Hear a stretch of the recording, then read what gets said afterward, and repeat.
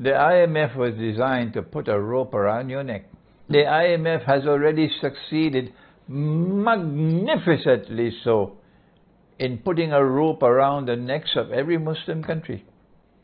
And so your Prime Minister has to be rushing here and there to try to find money to save and avert a default on external loans. They did not lend you money just to make money and become rich. When will you understand? When will you read Confessions of an Economic Hitman by John Perkins? They lent you money in order to put a rope around your neck. That's why they gave you loans. And they don't want you to get rid of that rope around your neck. So they will do everything to ensure that you cannot escape. When will you understand? I remember 20 years ago I said what you have to do to get this rope from around your neck to be removed so that you don't remain a slave of the modern West. That you don't have the freedom to respond, because if you do this, they'll attack your money and the money will go down in value and the whole economy will be crumbling. Runaway inflation, that's what they did in Venezuela when Hugo Chavez stood up to resist them. That's what they did in Zimbabwe when Robert Mugabe stood up to resist them. That's the weapon they have. It's the most dangerous weapon of all that they have, to deny you your freedom. A slave country cannot wage war.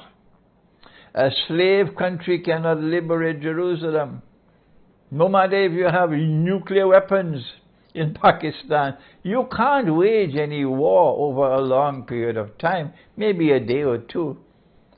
You cannot wage war, you cannot liberate a land when you have this sword hanging over your head, that if you make one step of defiance, your money will crumble. Your economy will go berserk. You can't wage war like that. So if you want to respond to them and you want to be faithful to the Quran, the long-term process is to recover your freedom. Let me repeat that. If you want to liberate Jerusalem, you have to first recover your freedom. Russia has done it. They tried to make Russia their slave. Yes, they did. But Russia has not become their slave. Russia is a free country. That's why Russia could stand up and resist them. China is a free country. China could stand up and resist them. China is not a slave. But Pakistan is a slave. It's a slave country.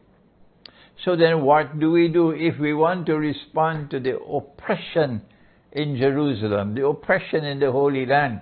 It's not just to pick up a sword and jump up. If you want to liberate Jerusalem, you have to do it in a sensible and intelligent way. And the first step along that road is to recover your freedom. How can we recover our freedom when the Pakistan rupee is so vulnerable? Answer: dinar and dirham are in the Quran. The State Bank of Pakistan doesn't know that, no, the National Bank. The government of Pakistan doesn't know that, or probably doesn't care about that. I don't know about the armed forces. But you, the people, must know that the word dinar is in the Quran, the word dirham is in the Quran, it is in the Sunnah. Money in Islam is dinar and dirham. You want to challenge me? Come, I'm ready for your challenge. Come with your PhD from MIT, I'm ready for you. Because money in the Quran and money in the Sunnah is dinar and dirham, and it is money with intrinsic value. You differ with me, you want to challenge me? Come, I'm ready for you. I've studied my subject. Allah made it halal, the IMF made it haram. You don't know that it's haram, that is shirk, but we know it's shirk because we are faithful to the Quran. And so what do?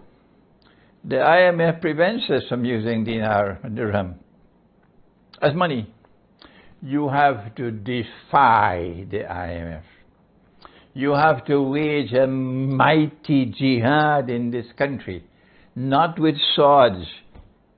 You have to wage a mighty jihad in the world of knowledge and the world of truth, to get the State Bank of Pakistan, to get the government of Pakistan to recognize dinar and dirham as legal tender. We're not saying to get rid of your bogus rupee. We're not saying that. The bogus rupee can remain. But you cannot deny what Allah has given in the Quran. But if you want to get dinar and dirham as legal tender in the Quran, you have to leave the IMF because the IMF prohibits it. Are you going to remain faithful to the IMF for the next 70 years?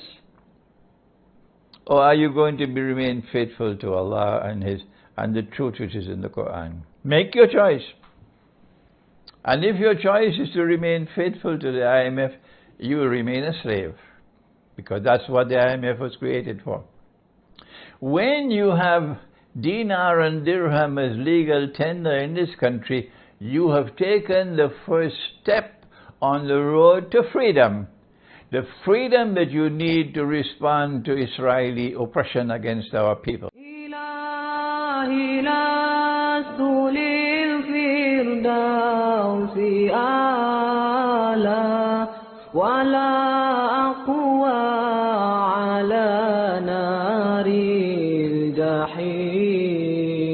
الله فهب لي توبة واغفر ذنوبي فإنك غافر الذنب العظيم إلهي لا تولي الفردوس أهلا ولا أقوى